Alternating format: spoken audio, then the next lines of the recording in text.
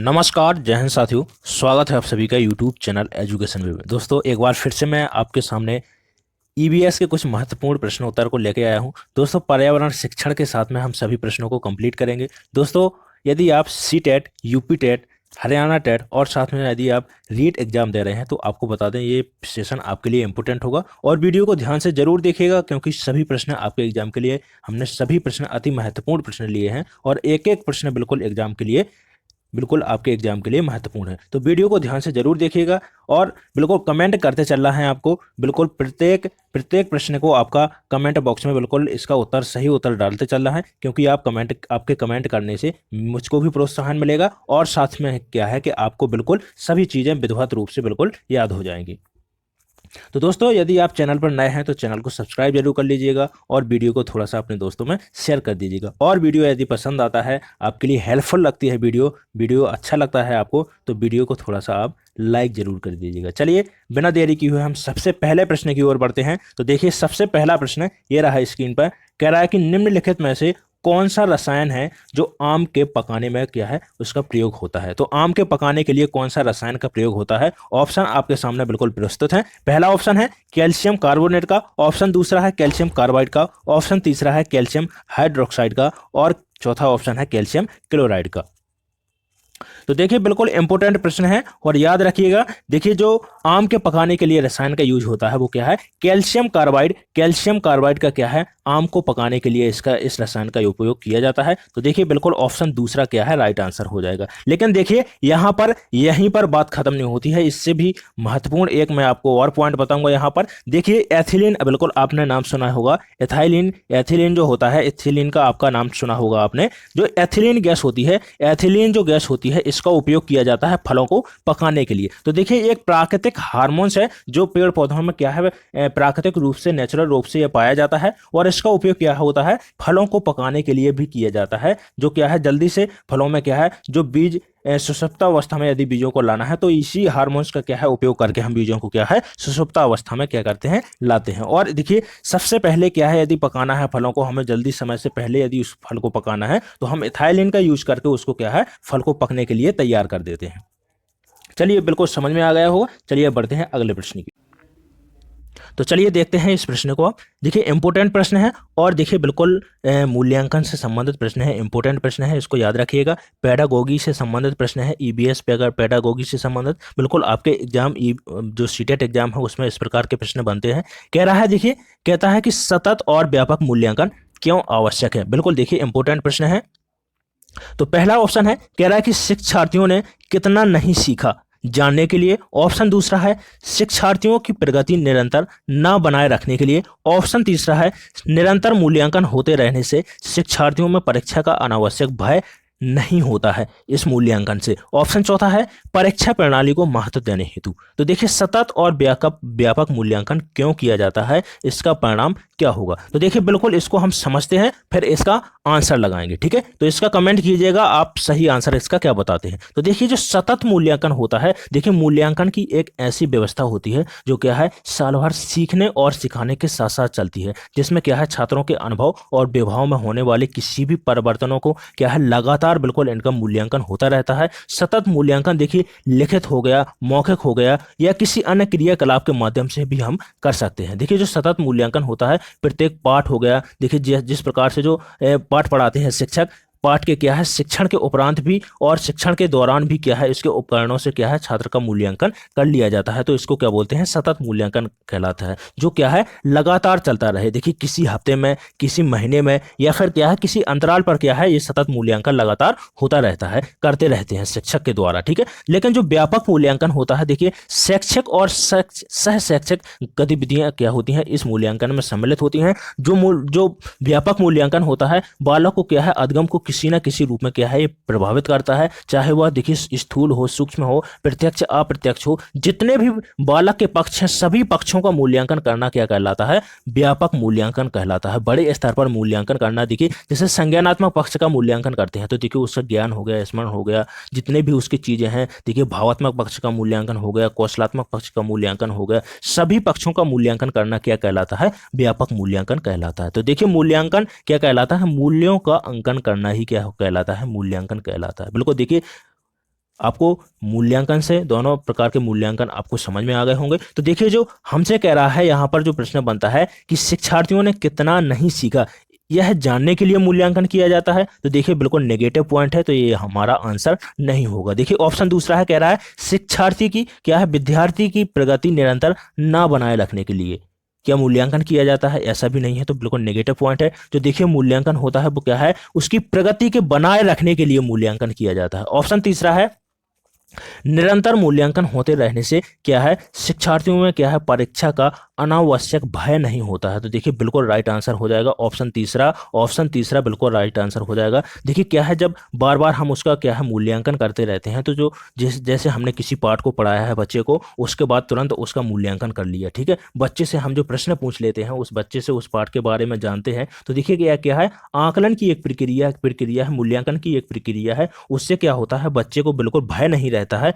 और परीक्षा आने तक वो क्या है, बिल्कुल तैयार हो जाता है और एक योद्धा के रूप में तैयार हो जाता है। वो क्या है, सभी प्रश्नों को अच्छी तरह से अटेम्प्ट कर लेता है और उसको परीक्षा से क्या है, किसी भी प्रकार की प्रॉब्लम्स नहीं होती है। वो क्या है, परीक्षा से उसको डर दूर हो जाता है। तो देखिए बिल्कुल ऑप्शन तीसरा इसका क्या है, राइट आंसर हो जाएगा। देखिए बिल्कुल आपको समझ में आ गया होगा। चलिए अब बढ़ते हैं अगले प्रश्न की ओर।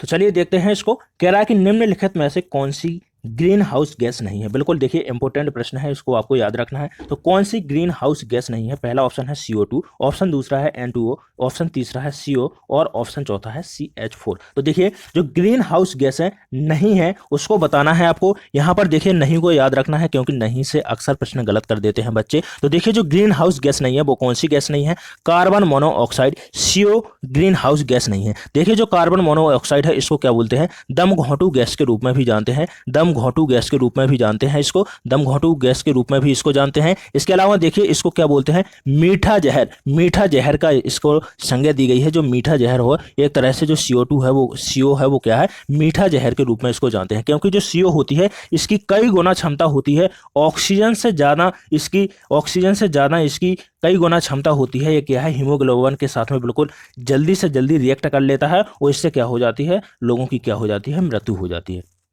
तो देखिए यदि आप जानते हैं कि CO का उत्पादन कहाँ से होता है, तो देखिए जो लकड़ी जलाते हैं, जो उपले जलाते हैं हम गांव में, जो माताएं जो होती हैं वो क्या है, चूल्हे से खाना बनाती हैं, उसके द्वारा इस गैस का निर्माण होता है। किसी चीज़ के जलने से निर्माण होता है। और देखिए जो वाहन है उसके थ्रू भी क्या है, CO का निर्माण होता है। तो आपको याद रखना है जो CO है बेहद खतरनाक गैस है, इसको दमघोंटू गैस भी बोला जाता है, मीठा जहर भी बोला जाता है। अब देखिए ग्रीन हाउस गैस की बात आती है, तो देखिए जो ग्रीन हाउस गैसें हैं वो कुल कितनी है, 5 गैसें हैं। जो ग्रीन हाउस गैसों की संख्या कितनी है, कुल 5 है। तो देखिए एक तो हो गई CO2, दूसरी हो गई CFC, तीसरी हो गई NO2, N2O, इसके बाद जो चौथी हो गई वो क्या है, CH4, और इसके अलावा एक गैस हो गई क्या, जल वाष्प। तो देखिए ये कुल कितनी है, 5 गैसें हैं जो ग्रीन हाउस प्रभाव को, ग्रीन हाउस गैसों के नाम से इसको जाना जाता है। देखिए जो CH4 है इसका उत्पादन कहाँ से होता है, याद रखना है आपको। जो CH4 है, CH4 आपको जहां पर दलदल होगा वहां पर आपको ये गैस देखने को मिलेगी। जो जानवर होते हैं उनकी जुगाली करने से भी CH4 का निर्माण होता है। देखिए दलदल में CH4 का निर्माण होता है, जहां पर जुगाली करते हैं जीव वहां पर क्या होता है, जो वहां पर भी CH4 का निर्माण होता है। तो याद रखिएगा इसको। CFC की बात करते हैं तो देखिए क्लोरोफ्लोरोकार्बन जो क्या होती है, ओजोन छिद्र का कारण है। ये ओजोन छिद्र को, जो ओजोन परत को जो नष्ट करने के लिए उत्तरदायी है गैस, वो कौन सी है, CFC क्लोरोफ्लोरोकार्बन है, जो क्या है, रेफ्रिजरेटर होते हैं जो, उससे क्या है, इसका उत्पादन होता है। चलिए अब बढ़ते हैं अगले प्रश्न की ओर।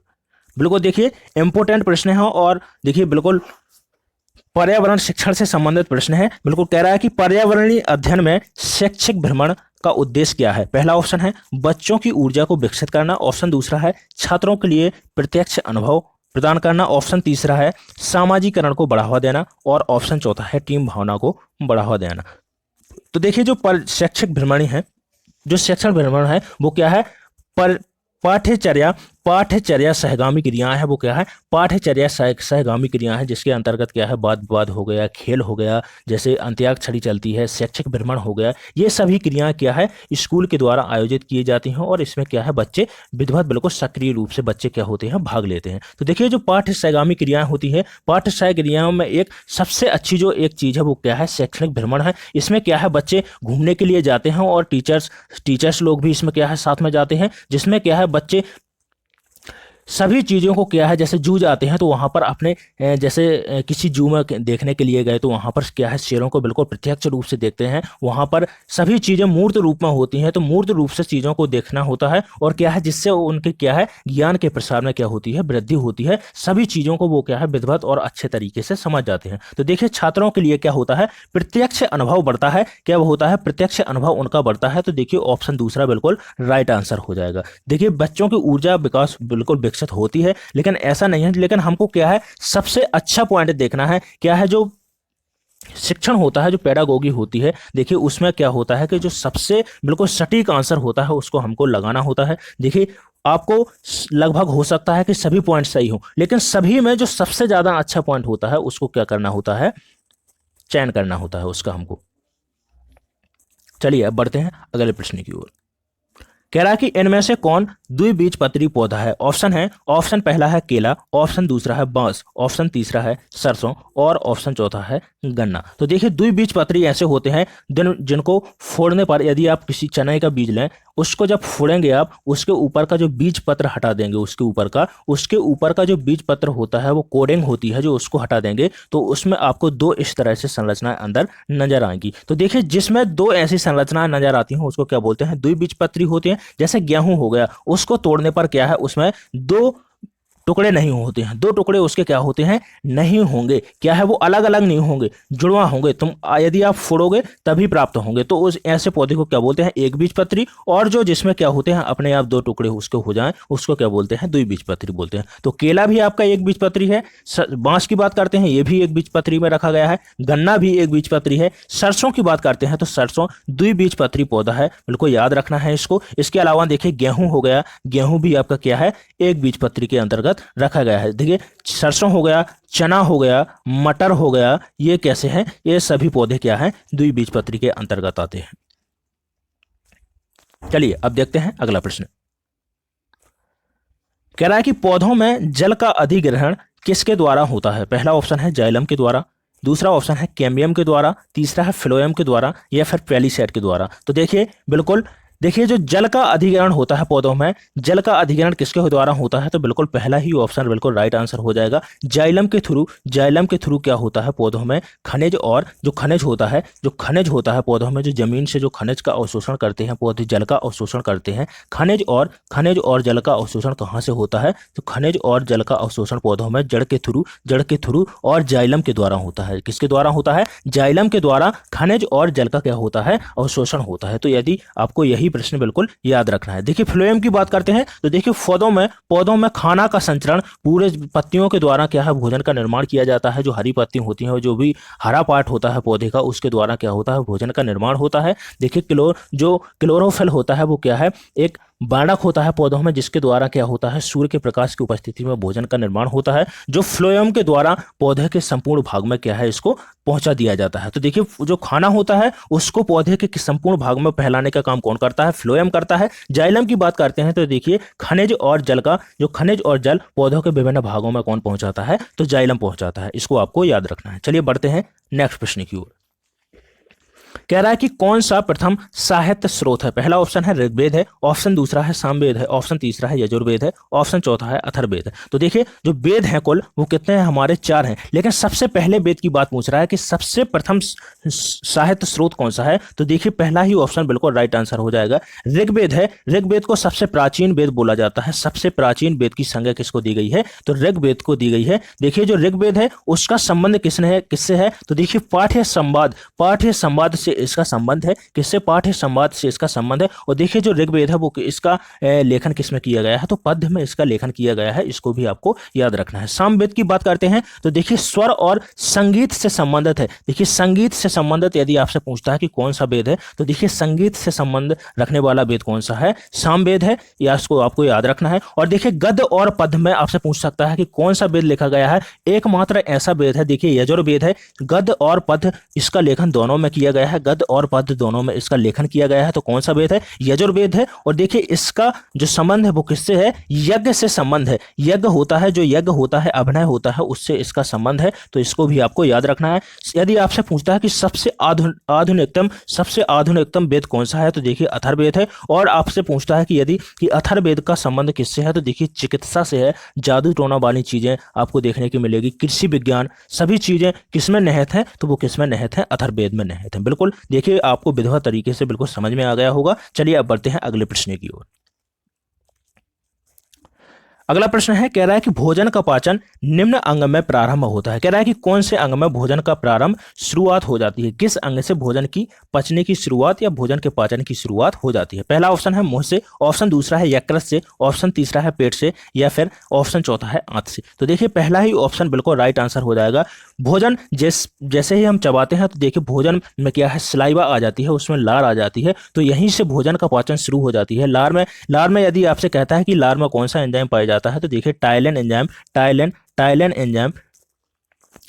एंजाइम बिल्कुल लार में पाया जाता है, जो भोजन का पाचन यहीं से मुंह से ही शुरू हो जाता है। यदि आपसे पूछता है कि भोजन का पाचन मुंह में कुल कितना होता है, तो देखिए 5% कुल भोजन का पाचन मुंह से होता है, ठीक है। लेकिन देखिए यकृत की बात करते हैं तो देखिए सबसे बड़ी ग्रंथि के रूप में किसको जानते हैं, यकृत को जानते हैं। इसका काम होता है देखिए ग्लाइकोजन को ग्लूकोज में बदलना, और देखिए जो आपका अमोनिया, हानिकारक अमोनिया होता है शरीर में, उसका क्या है, कन्वर्ट करके यूरिया में बदल देता है। देखिए जो अमोनिया होता है वो शरीर के लिए हानिकारक होता है, और उसको शरीर से निष्कासित करने के लिए क्या है, ज्यादा जल की आवश्यकता होती है। इसलिए क्या है, जो ये यकृत है वो क्या है, अमोनिया को यूरिया में बदल देता है। इसलिए यूरिया की फैक्ट्री भी कहलाता है कौन, यकृत कहलाता है, और शरीर की सबसे बड़ी ग्रंथि भी कहलाता है, ठीक है। इसके बाद देखिए स्टमक की बात करते हैं, जिसको पेट भी कहा गया है। यहाँ पर देखिए जो स्टमक होता है उसमें क्या है, 3 प्रकार के देखिए एंजाइम यहाँ पर आपको देखने को मिलेगा। एक तो पेप्सिन हो गया, रेनिन हो गया। देखिए सबसे ज्यादा यदि यहाँ पर और यहाँ पर देखिए एसीएल हो गया। जो हार्ड अम्ल होता है वो कौन सा होता है, जो स्टमक में, वो एसीएल होता है। देखिए किसी लोगों को क्या है, एसिडिटी नाम की जो बीमारी होती है वो किसके कारण होती है, तो एसीएल के कारण होती है। क्योंकि जो एसीएल होता है वो जब ज्यादा मात्रा में इसका श्रावण होने लगता है तो वो क्या है, एसिडिटी का रूप धारण कर लेता है, और पेट में क्या है, गैस का निर्माण भी होने लगता है, जलन होने लगती है। देखिए जो इसके अलावा देखिए एसीएल, इसके बाद पेप्सिन, और एक एंजाइम होता है रेनिन। तो देखिए 2 एंजाइम पाए जाते हैं और एक अम्ल पाया जाता है जो एसीएल होता है। जो एसीएल होता है इसका काम हो जाता है भोजन को छोटे छोटे टुकड़ों में तोड़ना, और जो जीवाणु विषाणु जो भोजन के साथ में प्रविष्ट कर जाते हैं उसको क्या है, उसको खत्म कर देना। देखिए जो पेप्सिन होता है पेट में, पेप्सिन का काम क्या होता है, प्रोटीन का पाचन करना होता है। और देखिए 70% तक प्रोटीन का पाचन कहाँ पर हो जाता है, तो स्टमक में ही, पेट में ही यहाँ पर खत्म हो जाता है। और देखिए रेनिन की बात करते हैं तो देखिए केसीन प्रोटीन, जो दूध में केसीन प्रोटीन होता है, उसको पचाने के लिए कौन सा एंजाइम हमारे पेट में पाया जाता है, तो रेनिन एंजाइम पाया जाता है। इसको आपको याद रखना है। इसके अलावा 70% के अलावा जो 30% जो प्रोटीन का पाचन है वो कहाँ पर होता है, तो देखिए आंत में होता है। आंत में देखिए भोजन का अवशोषण भी होता है, और क्या है, भोजन का पाचन भी होता है। चलिए बिल्कुल देखिए आपको समझ में आ गया हो। चलिए बढ़ते हैं अब अगले प्रश्न की तरफ। देखिए एक और बिल्कुल शिक्षण से संबंधित प्रश्न है, और इम्पोर्टेंट प्रश्न है, बिल्कुल याद रखिएगा। क्योंकि यदि आप सीटेट एग्जाम दे रहे हैं तो देखिए बिल्कुल वहाँ पर शिक्षण से संबंधित आपको 50% आपको प्रश्न पूछे जाएंगे। देखिए कह रहा है कि प्राथमिक स्तर पर शिक्षण की खेल विधि आधारित है। पहला ऑप्शन है विकास के मनोवैज्ञानिक सिद्धांत पर, ऑप्शन दूसरा है शिक्षण के समाजशास्त्रीय सिद्धांत पर, ऑप्शन तीसरा है शारीरिक शिक्षा कार्यक्रम के सिद्धांत पर, ऑप्शन चौथा है शिक्षण विधि के सिद्धांत पर।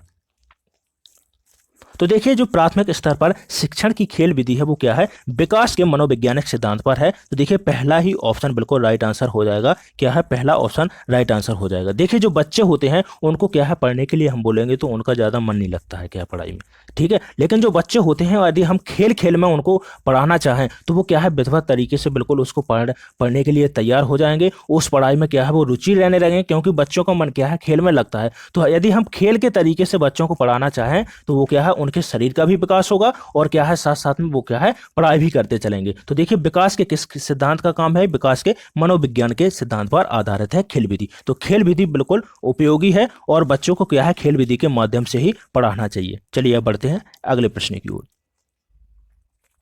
कह रहा है कि निम्नलिखित में से कौन सा मनुष्य के पाचन तंत्र का भाग नहीं है। पहला ऑप्शन है प्रोस्टेट ग्रंथि, ऑप्शन दूसरा है अग्न्याशय, सॉरी मैंने गलत प्रश्न पढ़ा है। कह रहा है कि निम्नलिखित में से कौन सा मनुष्य के पाचन तंत्र का भाग है, मैंने नहीं बोला था। देखिए पाचन तंत्र का क्या है भाग है। पहला ऑप्शन है प्रोस्टेट ग्लैंड, ऑप्शन दूसरा है अग्न्याशय, ऑप्शन तीसरा है प्लेटलेट और ऑप्शन चौथा है प्यूसिका। तो देखिए बिल्कुल ऑप्शन दूसरा बिल्कुल राइट आंसर हो जाएगा। जो अग्न्याशय है वो क्या है पाचन तंत्र का क्या होता है भाग होता है। लेकिन प्लेटलेट्स की बात करते हैं तो देखिए प्लेटलेट्स की संख्या कुल 1.5 लाख से ज़्यादा होनी चाहिए मनुष्य में। क्या है 1.5 लाख से यदि कम संख्या है प्लेटलेट्स की तो उसके लिए क्या होता है खतरा होता है। लेकिन देखिए 1.5 लाख से 3 या 4 लाख के मध्य होनी चाहिए। क्या है 1.5 लाख से 3 या 4 लाख के मध्य होनी चाहिए प्लेटलेट्स की संख्या।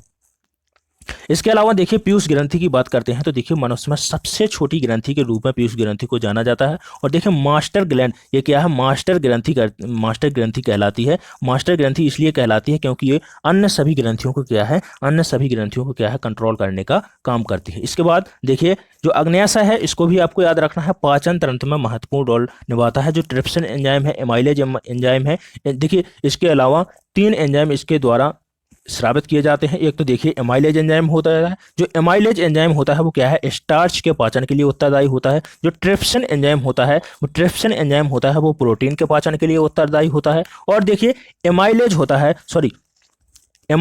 है वो स्टार्च के पाचन के लिए, जो ट्रिप्सिन होता है वो प्रोटीन के पाचन के लिए। इसके अलावा देखिए लाइपेज एंजाइम होता है वो क्या होता है लाइपेज एंजाइम बसा के पाचन के लिए बिल्कुल उत्तरदायी होता है। तो देखिए इमल्सिफिकेशन कौन करता है लाइपेज एंजाइम करता है, इसको आपको याद रखना है। चलिए अब बढ़ते हैं अगले प्रश्न की ओर।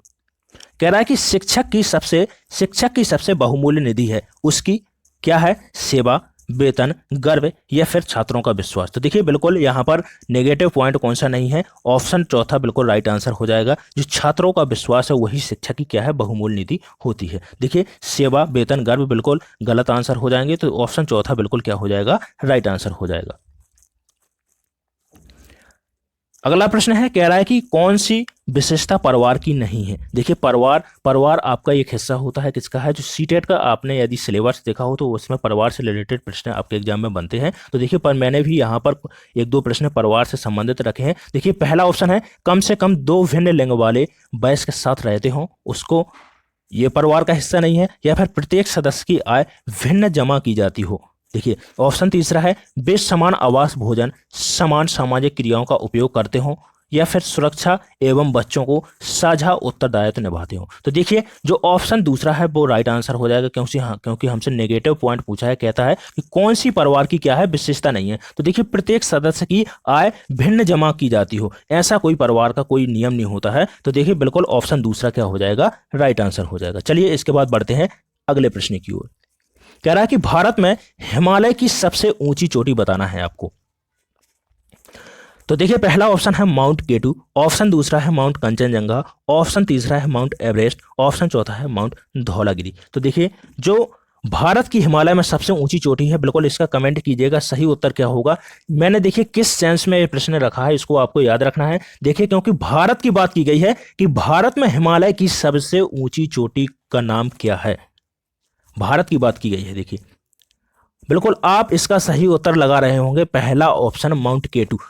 देखिए इसका सही जो आंसर हो जाएगा वो क्या हो जाएगा, ऑप्शन दूसरा बिल्कुल राइट आंसर हो जाएगा माउंट कंचनजंगा। जो देखिए माउंट कंचनजंगा है वो क्या है भारत की सबसे ऊंची चोटी है वो क्या है माउंट कंचनजंगा है। अब आप कह रहे होंगे कि माउंट केटू क्यों नहीं है। तो देखिए माउंट केटू है, मैंने यहां पर रखा है कि जो पूर्ण रूप से भारत में है, लेकिन जो माउंट केटू है वो क्या है पूर्ण रूप से भारत में चोटी नहीं है, इसलिए क्या है इसका राइट जवाब क्या हो जाएगा माउंट कंचनजंगा। जो कंचनजंगा है वो पूरी तरह से भारत में स्थित चोटी है। तो देखिए ऑप्शन दूसरा बिल्कुल राइट आंसर हो जाएगा। माउंट एवरेस्ट की बात करते हैं तो देखिए सागर माथा के नाम से भी नेपाल की सबसे ऊंची चोटी, एशिया की सबसे ऊंची चोटी, विश्व की सबसे ऊंची चोटी, भारत की सबसे ऊंची चोटी। और देखिए सॉरी भारत की तो मैंने माउंट कंचनजंगा बताई है आपको, भारत की कहाँ है, या फिर देखिए एशिया की सबसे ऊंची चोटी कहाँ है, तो कौन सी हो जाएगी, माउंट एवरेस्ट हो जाएगी, जो देखिए किसका, ट्रांस हिमालय के बाद जो बृहद हिमालय या महान हिमालय है उसका भाग कौन सी चोटी है, तो माउंट एवरेस्ट है। कंचनजंगा की भी बात करते हैं तो देखिए बृहद हिमालय का भी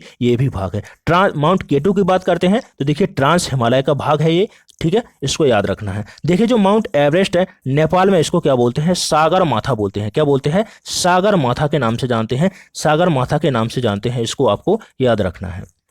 चलिए अब बढ़ते हैं नेक्स्ट प्रश्न की ओर। कह रहा है कि वायु दाब नापने वाला यंत्र किस नाम से जाना जाता है। पहला ऑप्शन है बैरोमीटर, ऑप्शन दूसरा है सीस्मोग्राफ, ऑप्शन तीसरा है थर्मामीटर, या फिर हाइग्रोमीटर के नाम से जाना जाता है। तो देखिए इंपोर्टेंट प्रश्न है, इसको भी आप याद रखिएगा। दोस्तों आपको बता दें दोस्तों, यदि आप चैनल पर नए हो तो प्लीज़ चैनल को सब्सक्राइब जरूर कर लीजिएगा और वीडियो को अपने दोस्तों में शेयर कर दीजिएगा। बिल्कुल देखिए मुझे आपसे थोड़ी सी आपकी हेल्प की ज़रूरत है कि आप यदि आपको लग रहा हो कि मैं आपके प्रति बहुत मेहनत कर रहा हूँ, या आपको यदि वीडियो अच्छा लगता है, वीडियो समझ में आता है यदि आपको, तो प्लीज़ चैनल को सब्सक्राइब कीजिएगा और इसको शेयर भी कीजिएगा वीडियो को। चलिए इसका आंसर देखते हैं, कमेंट कीजिएगा इसका राइट आंसर क्या हो जाएगा। तो देखिए वायु दाब नापने वाला यंत्र किस नाम से जाना जाता है, तो पहला ही ऑप्शन क्या है, राइट आंसर हो जाएगा, जो बैरोमीटर है उसको क्या है, वायु दाब नापने वाला यंत्र बोला जाता है। अब देखिए यदि आपसे पूछता है कि भूकंप की तीव्रता किसके द्वारा मापी जाती है, कौन से यंत्र के द्वारा मापी जाती है, तो देखिए बोलते हैं सीस्मोग्राफ यंत्र। देखिए जो सीस्मोग्राफ यंत्र है वो क्या है, भूकंप की तीव्रता के मापन हेतु, भूकंप की तीव्रता के मापने हेतु किस यंत्र का उपयोग किया जाता है, सीस्मोग्राफ यंत्र का उपयोग किया जाता है, जिसमें जो रिएक्टर पैमाना होता है, रिएक्टर पैमाने पर यह भी प्रश्न पूछा जाता है कि किस पैमाने पर भूकंप की तीव्रता का मापन किया जाता है। तो देखिए रिएक्टर पैमाने पर क्या है, सीस्मोग्राफ यंत्र के द्वारा भूकंप की तीव्रता का क्या है, मापन किया जाता है। थर्मामीटर की बात करते हैं तो देखिए थर्मामीटर तापमापी यंत्र के रूप में यह काम आता है। ताप का मापन किसके द्वारा किया जाता है, ताप का मापन थर्मामीटर के द्वारा किया जाता है। हाइग्रोमीटर की बात करते हैं, देखिए तो वायुमंडल में आर्द्रता का मापन, वायुमंडल में क्या है, आर्द्रता मापी के रूप में किसको जानते हैं, तो आर्द्रता मापी के रूप में हाइग्रोमीटर को जानते हैं। देखिए बिल्कुल हाइड्रोमीटर से आपको कंफ्यूज नहीं होना है, जो हाइड्रोमीटर है वो क्या है, अलग है, और जो हाइग्रोमीटर है वो क्या है, अलग है। चलिए बढ़ते हैं अब नेक्स्ट प्रश्न की ओर। कह रहा है कि बीटी कपास है, बिल्कुल देखिए इंपोर्टेंट प्रश्न है, वेरी इंपोर्टेंट मैं कहूंगा इसको, बिल्कुल, और देखिए समझ में आएगा आपको, बिल्कुल इसकी गारंटी है। देखिए बिल्कुल आप समझ के जाइएगा, जो बीटी कपास है उसको आप बिल्कुल अच्छे तरीके से यहाँ से समझ के जाएंगे। कह रहा है कि एक संकर पौधा है, क्रॉस से बना हुआ पौधा है, ऑप्शन दूसरा है एक ट्रांसजेनिक पौधा है, ऑप्शन तीसरा है एक औषधीय पौधा है, ऑप्शन चौथा है एक प्राकृतिक पौधा है। तो देखिए जो बीटी कपास है वो क्या है, एक ट्रांसजेनिक पौधा है, ऑप्शन दूसरा बिल्कुल राइट आंसर हो जाएगा। अब देखिए जो बीटी कपास है, बीटी कपास का निर्माण कैसे हुआ है, देखिए जो बीटी कपास है वो क्या है, एक कपास की किस्म है। देखिए एक कपास का प्रकार है, देखिए जो बीटी कपास है कपास की क्या है, एक किस्म है, ठीक है। किस प्रकार की किस्म है, एक कपास की किस्म है जिसमें क्या है, कीट के प्रति प्रतिरोधी बनाया गया है। इसमें कीट बहुत कम लगता है, लाखों की इससे बचत होती है हर साल। जो कीट है इस किस्म में नहीं लगते हैं, कीटों से बचाव के लिए इस किस्म का क्या है, निर्माण किया गया है। अब देखिए जो बैसिलस थ्यूरीजिनजियस क्या है, एक बैक्टीरिया होता है, उसको क्या है, जो हानिकारक प्रोटीन नहीं होता है उसको क्या है, इसमें क्या है, जेनेटिक इंजीनियरिंग के थ्रू क्या है, इस कपास में क्या होता है, प्रविष्ट करा दिया जाता है, जिसके कारण एक क्या है, एक प्रकार की किस्म का निर्माण होता है, जिसको क्या बोलते हैं, बीटी कपास बोलते हैं, ठीक है। जो बैक्टीरिया के नाम पर ही बैसिलस थ्यूरीजिनजियस के नाम पर ही इसका क्या है, नाम रख दिया गया है, तो क्या बोलते हैं, बीटी कपास बोलते हैं इसको, ठीक है। तो क्या है, इसका जो क्या है, ये कीटों से बचाने के लिए आपको बिल्कुल याद रखना है, ये कीटों से बचाने के लिए इस कपास का क्या है, उपयोग किया जाता है। इसमें क्या है, कीट नहीं लगते हैं, ठीक है।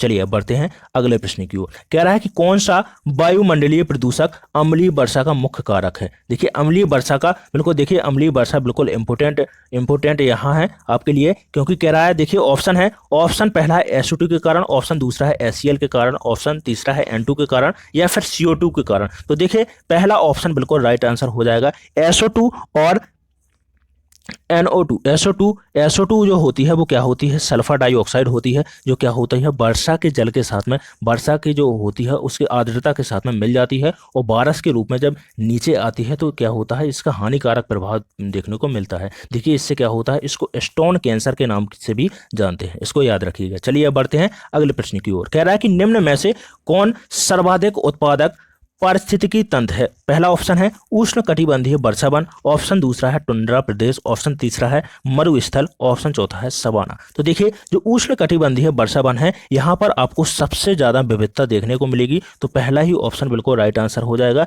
यहाँ पर देखिए जो अमेजन वर्षावन है, जो अमेजन वर्षावन है वो क्या है, एक प्रकार के आपके उष्ण कटिबंधीय वर्षावन के रूप में जाने जाते हैं। और देखिए यहाँ पर आपको सबसे ज्यादा यहाँ पर उत्पादक पारिस्थितिकी तंत्र देखने को मिलेगा, क्योंकि यहाँ पर सभी प्रकार के जीव पाए जाते हैं और विविध प्रकार की प्रजाति पाई जाती हैं और बहुत ज़्यादा यहाँ पर जीवों में आपको विविधता देखने को मिलेगी। देखिए सवाना की बात करते हैं तो सवाना और बेल्ट्स एक घास के स्थल हैं। यदि आपसे पूछता है कि सवाना और घास के स्थल कहाँ पर पाए जाते हैं, तो देखिए सवाना और घास के स्थल आपको अफ्रीका महाद्वीप में आपको देखने को मिलेंगे, इसको आपको याद रखना है। चलिए बढ़ते हैं अगले प्रश्न की ओर। कह रहा है कि चरने वाले पशु वनस्पति को कैसे बदलते हैं। पहला ऑप्शन है बीज प्रकीर्णन के द्वारा, ऑप्शन दूसरा है चुनकर चरना, ऑप्शन तीसरा है पर परागण के द्वारा, ऑप्शन चौथा है रोग फैलाकर। तो देखिए जो चरने वाले जो पशु होते हैं वो क्या है, किसी एक प्रकार की, देखिए जैसे बहुत सारी घास लगी है लेकिन वो किसी एक प्रकार की घास को क्या है निरंतर चरते रहते हैं। जब उसको चरते रहते हैं तो वो क्या है कि देखिए आपने डार्विन का एक सिद्धांत सुना होगा, योग्यतम की उत्तरजीविता, जो आगे बढ़ गया वो क्या है सफल हो गया और जो पीछे रह गया वो क्या होता है पीछे ही चला जाता है। तो देखिए जो चुनकर चरते रहते हैं तो वो क्या है धीरे धीरे वो वनस्पति खत्म हो जाती है और जो वनस्पति को नहीं चरते हैं वो क्या है आगे बढ़ जाती है और वो क्या है उत्तर जीवित हो जाती है और वो क्या है आगे बढ़ जाती है, जिससे क्या होता है चरने के कारण क्या होता है, चुनकर चरने के कारण। तो देखिए ऑप्शन दूसरा बिल्कुल राइट आंसर हो जाएगा। चलिए अब बढ़ते हैं अगले प्रश्न की तरफ। कह रहा है कि निम्नलिखित में से कौन स्वस्थ अस्थियों के लिए आवश्यक है। कह रहा है कि कौन सी स्वस्थ अच्छी हड्डी के लिए, अच्छी बोन्स के लिए कौन सा तत्व आपके लिए आवश्यक है। पहला ऑप्शन है पोटेशियम और विटामिन के, ऑप्शन दूसरा है कैल्शियम और विटामिन ई, ऑप्शन तीसरा है कैल्शियम और विटामिन सी, ऑप्शन चौथा है कैल्शियम और विटामिन डी। तो देखिए रक्त के थक्का जमाने के लिए यदि आपसे पूछता है तो रक्त के थक्का जमाने के लिए क्या काम करता है, तो देखिए रक्त के थक्का जमाने के लिए उत्तरदायी होता है विटामिन के होता है। ठीक है, थक्का क्लॉटिंग के लिए क्या होता है, क्लॉटिंग के लिए जो आवश्यक होता है वो क्या होता है विटामिन के होता है। जैसे ही किसी को देखिए आपको कभी आप नाइफ के द्वारा टमाटर या फिर आलू या किसी भी प्रकार का फल काटते होंगे, अब कभी भी आपको क्या है चाकू लग जाती है हाथ में, तो वहां पर देखिए एक ब्लैक ब्लैक क्या है परत जम जाती है, थोड़ी देर तो खून निकलता रहता है, उसके बाद क्या है एक परत के रूप में कड़ी मोटी वहां पर एक परत चढ़ जाती है, वो क्या होती है रक्त का थक्का बन जाती है। वहां पर क्या होती है प्लेटलेट्स जमा हो जाती हैं और थ्रोम्बोसाइट जमा हो जाते हैं, उसको द्वारा क्या होता है रक्त का थक्का जम जाती है परत के रूप में। देखिए विटामिन ई की बात करते हैं तो देखिए विटामिन ई की कमी से क्या होता है, देखिए विटामिन ई के द्वारा कहा इम्यूनिटी के लिए बहुत अच्छा होता है विटामिन ई, और क्या होता है बालों के लिए क्या होता है, बालों के लिए बिल्कुल उत्तरदायी होता है। अच्छा ठीक है, ऑप्शन देखिए विटामिन सी की बात करते हैं तो देखिए इसकी कमी से क्या हो जाता है स्कर्वी रोग हो जाता है। स्कर्वी रोग यदि आपसे कहता है तो विटामिन सी की कमी से हो जाता है। देखिए जो स्वस्थ अस्थियों के लिए जो आवश्यक है वो क्या है विटामिन डी है, और यदि आपसे देखिए पूछता है तो ऑप्शन बिल्कुल फोर्थ आंसर राइट आंसर हो जाएगा, जो कैल्शियम और विटामिन डी है वो क्या है स्वस्थ अस्थियों के लिए आवश्यक है। देखिए और एक प्रश्न बनता है यहाँ पर कि जो विटामिन डी है उसका संश्लेषण कहाँ पर होता है, क्या फलों के द्वारा हमें प्राप्त होता है या फिर शरीर में इसका संश्लेषण होता है। तो देखिए जो विटामिन डी होता है इसका क्या है शरीर में विटामिन डी और विटामिन जो के होता है दोनों का क्या है शरीर में ही इनका संश्लेषण होता है। जो विटामिन डी होता है वो सूर्य की ऊर्जा के द्वारा इसका क्या है संश्लेषण हमारे शरीर में होता है। चलिए देखते हैं नेक्स्ट प्रश्न। कह रहा है कि वायुमंडल की सबसे निचली परत का क्या नाम है। ऑप्शन पहला है समताप मंडल, ऑप्शन दूसरा है ओजोन मंडल, या फिर आयन मंडल, या फिर क्षोभ मंडल। तो देखिए सबसे निचली परत के रूप में कौन सी परत है इसको आपको याद रखना है। तो सबसे निचली परत कौन सी है, तो देखिए क्षोभ मंडल सबसे निचली परत है। देखिए जो वायुमंडल में है कुल कितनी 5 परतें पाई जाती हैं, तो जो सबसे निचली परत है वो क्षोभ मंडल है। दूसरी होती है समताप मंडल, दूसरी होती है समताप मंडल, तीसरी होती है इसके बाद मध्य मंडल होती है, क्या होती है मध्य मंडल, इसके बाद आती है आयन मंडल, आयन मंडल होती है, इसके बाद होती है जो क्या होती है बाह्य मंडल। तो देखिए यदि आपसे देखिए बिल्कुल एक एक को हम अच्छे तरीके से समझ लेंगे। जो क्षोभ मंडल होती है, यदि आपसे प्रश्न पूछता है कि मौसम संबंधी घटनाएं किस मंडल में घटित होती हैं, जो वर्षा होती है, भूस्खलन आते हैं, तूफान आता है, देखिए आंधी आती है, ये सभी घटनाएं किस मंडल में घटित होती हैं, तो देखिए 8 से 18 किलोमीटर तक क्षोभ मंडल पाया जाता है और इसी मंडल में सभी मौसम संबंधी घटनाएं घटित होती हैं। तो देखिए किसमें होती हैं, क्षोभ मंडल में घटित होती हैं। यदि आपसे पूछता है कि देखिए वायुयान किस मंडल में उड़ते हैं, वायुयान किस मंडल में उड़ाए जाते हैं, तो देखिए समताप मंडल में उड़ाए जाते हैं। और 20 किलोमीटर तक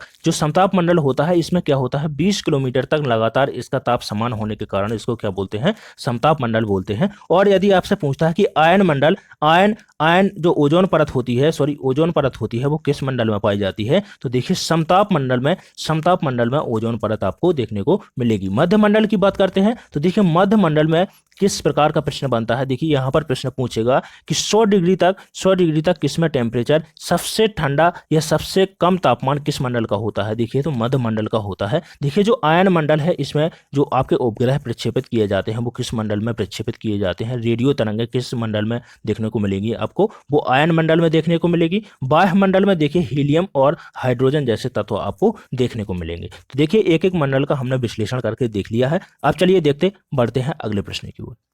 कह रहा है कि भारत की प्रथम महिला आईपीएस अफसर कौन है। बिल्कुल देखिए रिपीटेड प्रश्न है और प्रश्न बन चुके हैं एग्जाम में, कुछ मैंने प्रीवियस ईयर के प्रश्न भी रखे हैं। दोस्तों एक बात और आपसे मैं बोलूँगा, दोस्तों यदि आप चैनल पर नए हैं तो प्लीज़ चैनल को सब्सक्राइब जरूर कर लीजिएगा और वीडियो को शेयर कर दीजिएगा। यदि वीडियो अच्छा लगता है तो एक लाइक तो बिल्कुल ज़रूर कीजिएगा वीडियो में। चलिए, कह रहा है कि इसका आंसर बिल्कुल कमेंट बॉक्स में डाल दीजिएगा, इसका सही आंसर क्या होगा। कह रहा है कि भारत की प्रथम महिला आईपीएस अफसर कौन थी। पहला ऑप्शन है प्रतिभा पाटिल, ऑप्शन दूसरा है किरण बेदी, ऑप्शन तीसरा है पद्मजा नायडू, ऑप्शन चौथा है हंसा मेहता।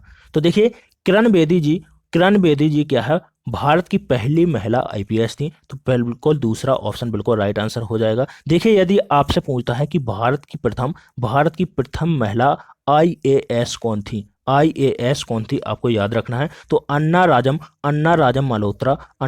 मल्होत्रा जो केरल से बिलोंग करती थी, कौन, अन्ना राजम मल्होत्रा, आपको याद रखना है, जो भारत की प्रथम आईएएस महिला थी। तो बिल्कुल देखिए कंफ्यूज नहीं होना है, यहाँ पर हमसे पूछा है कि आईपीएस महिला कौन थी, तो देखिए किरण बेदी जी हमारा राइट आंसर हो जाएगा। लेकिन मैंने पूछा है कि देखिए भारत की प्रथम आईएएस अफसर कौन थी, आईएएस अफसर महिला अफसर कौन थी, तो देखिए अन्ना राजन मल्होत्रा थी, जो केरल से बिलोंग करती थी। देखिए यदि आपसे पूछता है कि भारत की प्रथम महिला राष्ट्रपति कौन थी, तो देखिए प्रतिभा पाटिल जी को याद रखिएगा। देखिए अभी वर्तमान में आपको याद रखना है कि भारत की प्रथम, यदि आपसे पूछता है कि प्रथम आदिवासी महिला कौन है, तो देखिए द्रौपदी मुर्मू जी, जो भारत की 15वीं राष्ट्रपति के रूप में जिनको नियुक्त किया गया है। तो देखिए वर्तमान में प्रथम आदिवासी महिला। और देखिए दूसरी महिला राष्ट्रपति कौन सी हैं, तो देखिए द्रौपदी मुर्मू जी को आपको याद रखना है। ठीक है, चलिए बढ़ते हैं नेक्स्ट प्रश्न की ओर। कह रहा है कि असम लिखा है यहाँ पर, कह रहा है कि असम का प्रसिद्ध एक सींग वाले गैंडे वाला वन्य जीव अभयारण्य कौन सा है। पहला ऑप्शन है मानस, ऑप्शन दूसरा है गिर जंगल, ऑप्शन तीसरा है काजीरंगा और ऑप्शन चौथा है कान्हा किसली। तो देखिए असम का कह रहा है कि किस वन्य जीव अभयारण्य में आपको एक सींग वाला गैंडा देखने को मिलेगा। तो देखिए ऑप्शन तीसरा बिल्कुल राइट आंसर हो जाएगा, जो काजीरंगा वन्यजीव अभयारण्य है। काजीरंगा जो वन्यजीव अभयारण्य है उसमें क्या है, एक सींग गैंडे का संरक्षण करता है, एक सींग वाले जो गैंडा है उसका क्या है, संरक्षण करता है। तो ऑप्शन तीसरा बिल्कुल इसका क्या है, राइट आंसर हो जाएगा। देखिए मानस की बात करते हैं तो ये भी आपका असम में ही क्या है, मानस वन्यजीव अभयारण्य है। देखिए इसके अलावा असम में आपको याद रखना है जो 2 नए राष्ट्रीय उद्यानों का वहां पर लोकार्पण किया गया है। देखिए एक तो है आपका, देखिए रायमोना राष्ट्रीय उद्यान कहाँ पर है, तो देखिए असम में है। इसके अलावा देखिए दिहिंग फटकाई, कहता है कि दिहिंग फटकाई राष्ट्रीय उद्यान किस राज्य में है, तो देखिए असम राज्य में रायमोना और दिहिंग फटकाई दो बिल्कुल इनकी नींव रखी गई थी। देखिए 2 राष्ट्रीय उद्यान की, रायमोना और दिहिंग फटकाई। देखिए इसके अलावा देखिए कान्हा किसली की बात करते हैं तो देखिए मध्य प्रदेश में है आपका। गिर जंगल की बात करते हैं तो देखिए गिर राष्ट्रीय उद्यान बिल्कुल आपके लिए इंपॉर्टेंट है। इसमें एशियाई शेरों का संरक्षण किया जाता है, देखिए जिनको बब्बर शेर के नाम से भी जानते हैं। क्या है, बब्बर शेर के नाम से भी जानते हैं। गिर राष्ट्रीय उद्यान कहाँ पर है पूछा जाता है आपसे, तो देखिए गुजरात में गिर राष्ट्रीय उद्यान है। ठीक है, इसको याद रखना है। चलिए बढ़ते हैं नेक्स्ट प्रश्न की ओर। कह रहा है कि विटामिन सी की कमी से होने वाली बीमारी का नाम क्या है। बिल्कुल देखिए सरल प्रश्न है, पर देखिए सरल नहीं है। मैं आपको बता देता हूं कि सभी प्रश्न क्या है, सरल नहीं है, सरल नहीं है, लेकिन आपकी क्या है तैयारी इतनी बेहतर है दोस्तों, इतनी बेहतर तैयारी है आपकी, इसलिए आपको सभी पॉइंट क्या है सरल लग रहे हैं। तो देखिए विटामिन सी की बात करते हैं कि विटामिन सी की कमी से होने वाली कौन सी बीमारी है। पहला ऑप्शन है स्कर्वी, ऑप्शन दूसरा है देखिए यहाँ पर रतौंधी नहीं रतौंधी होगा, यहाँ पर रतौंधी होगा, यहाँ पर ऑप्शन तीसरा हो जाएगा बेरी और चौथा है थकान। तो देखिए जो विटामिन सी की कमी से एस्कॉर्बिक एसिड जिसको बोला जाता है, एस्कॉर्बिक एसिड की कमी से जो रोग होता है वो कौन सा होता है, स्कर्वी रोग हो जाता है, जिसमें क्या हो जाते हैं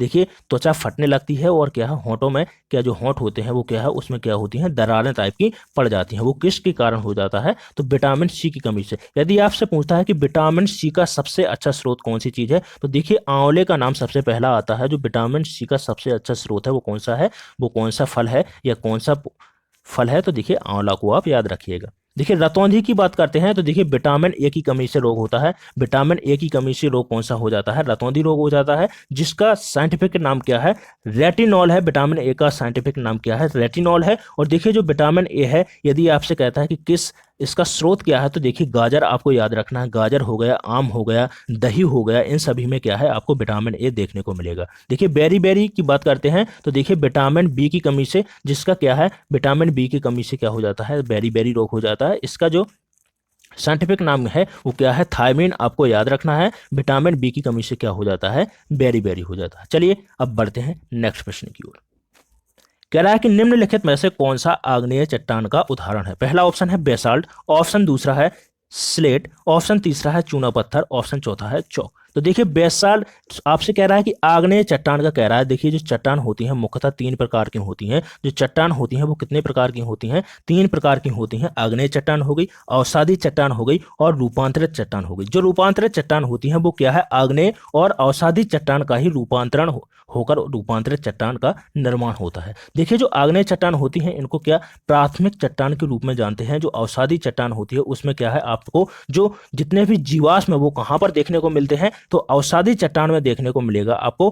परतदार चट्टान की बात करते हैं तो वो कौन सी चट्टान होती है, अवसादी चट्टान होती है। देखिए बिल्कुल, तो इसका कह रहा है कि आग्नेय चट्टान कौन सी है, तो देखिए पहला ही ऑप्शन बिल्कुल राइट आंसर हो जाएगा। जो बेसाल्ट है वो क्या है, आग्नेय चट्टान का उदाहरण है। देखिए इसके अलावा ग्रेफाइट भी आपको याद रखना है। जो ग्रेफाइट है वो क्या है, ग्रेफाइट भी क्या है आपका, ग्रेफाइट और बेसाल्ट दोनों आग्नेय चट्टान का उदाहरण है। स्लेट की बात करते हैं तो देखिए एक रूपांतरित चट्टान है, रूपांतरित चट्टान का उदाहरण है। देखिए सेल से स्लेट का निर्माण होता है। सेल है, जो सेल है वो किसका भाग है, सेल होती है आपकी अवसादी चट्टान होती है, जिसका रूपांतरित होकर क्या बन जाता है, स्लेट बन जाती है, और इसको क्या बोलते हैं, रूपांतरित या कायांतरित चट्टान बोलते हैं। इसके बाद देखिए चूना पत्थर भी आपकी क्या है, अवसादी चट्टान है, अवसादी चट्टान का उदाहरण है। इसके बाद चौक की बात करते हैं तो देखिए ये भी क्या है, अवसादी चट्टान है। ठीक है, बिल्कुल देखिए समझ में आ गया होगा। इसके बाद देखिए जो आग्नेय चट्टान है इसके बारे में भी कुछ समझ लेते हैं, महत्वपूर्ण फैक्ट देख लेते हैं एक एक। जो आपकी आग्नेय चट्टान है इसको बोलते हैं क्या, प्राथमिक चट्टान बोलते हैं।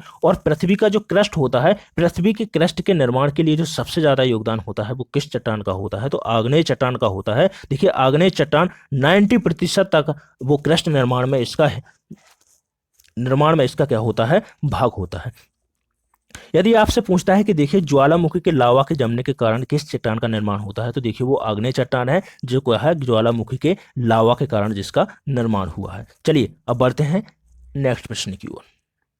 बिल्कुल देखिए दोस्तों, सभी प्रश्न हमने कंप्लीट कर लिए हैं और एक एक प्रश्न आपके एग्जाम के लिए बहुत ही ज़्यादा मायने रखते हैं। सभी प्रश्न इंपॉर्टेंट थे, आपके सिलेबस पे आधारित थे। दोस्तों यदि वीडियो अच्छा लगा हो तो प्लीज़ चैनल को सब्सक्राइब जरूर कीजिएगा और वीडियो को शेयर कर दीजिएगा। और यदि आपको मनसा हो, आपका मन कह रहा हो कि सर ने आपको अच्छा पढ़ाया है, तो प्लीज़ एक लाइक करके जाइएगा। बिल्कुल आपको मेरी तरफ से बहुत बहुत दुआएं रहेंगी आपके एग्ज़ाम के लिए कि आप एग्ज़ाम में बिल्कुल अच्छे तरीक़े से आपका एग्ज़ाम जाए। अभी से मैं दुआएं देना प्रारंभ कर दूंगा, क्योंकि दुआएं बिल्कुल दोस्तों लगती हैं। ठीक है, तो मैं मेरी तरफ से आपसे, लेकिन एक दुआ मुझे भी चाहिए कि आप मेरे चैनल को सब्सक्राइब जरूर कीजिएगा यदि आपको वीडियो अच्छा लगा हो। और दोस्तों में अपने शेयर कर दीजिएगा। जितने भाई बहन भी टीईटी की सीटेट की तैयारी कर रहे हैं उनके बीच में वीडियो शेयर कीजिएगा। अच्छा लगता है तो वो ज़रूर सब्सक्राइब करेंगे। चलिए दोस्तों, इसके बाद मिलते हैं अगले वीडियो में कुछ महत्वपूर्ण, ऐसे ही महत्वपूर्ण प्रश्नों के साथ में कुछ अच्छे